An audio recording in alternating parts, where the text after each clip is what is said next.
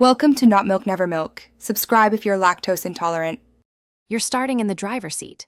First, verify the Cayenne's PCM is on and the iPhone has Bluetooth and Wi-Fi enabled. Plug a high-quality lightning cable into the phone and USB port labeled with a smartphone icon, or prepare for wireless pairing if your Cayenne supports it.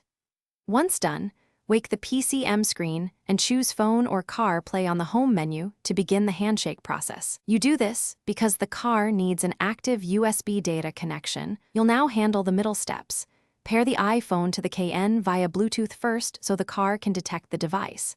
When the PCM shows a pairing code, confirm the same code on your phone to secure the link.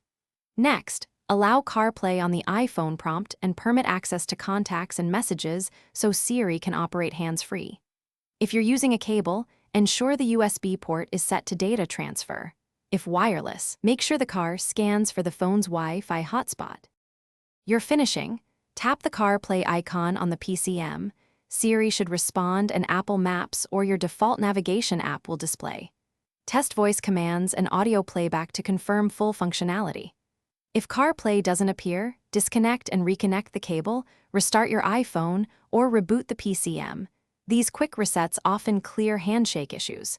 As one key troubleshooting tip, if nothing works, reset network settings on the iPhone and check for a PCM firmware update, because mismatched software commonly blocks.